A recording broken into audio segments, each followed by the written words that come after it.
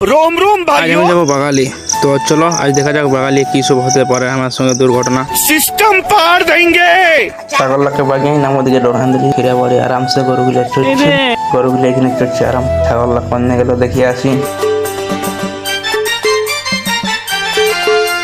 তক্তা পেছনে দেখায় ডাকি দিল, বলছে গরুগুলো ঢুকে গেছে রুমা বাড়ি ঘুরাবে ছয়টা রুমা বাড়ি। গরুগুলো রুমা বাড়ি চাললে তো দিয়ে খেয়ে নিয়ে দমা গরম ছাই রয়েছে গরুগুলো অনেকক্ষণ চললো, তাহলে এই ক্ষেত্রে চললে এখন খেতে বার খাই।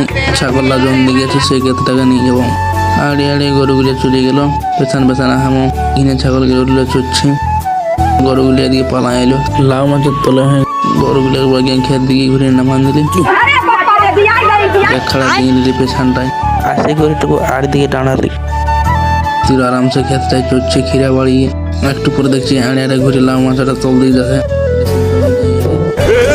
पकड़ मारो जो पकड़ भोसड़ी पकड़ ले पहन के लौड़े रुक तेरी बहन। তো এমন পালাস নাই যেমন সে পেছনে আগুন ধরা নিয়েছে কেউ, আড়ি আড়ি যাচ্ছে। ছাগল গিলে মুখ বাড়ি ঢুকিয়ে গেছে, ছাগল গিলাকে ঘোরা তালি তো এত গরম দিচ্ছে না। দমা রোদ দিচ্ছে, তাইলে গরুগুলাকে খেতে করে নিয়ে যাবো গাড়ির দিকে জল খাওয়াতে। তো গরুগুলো কোনো মতে আগুয়াতে মানছে না, খেতে নিয়ে গেলে আড়ি আড়ি।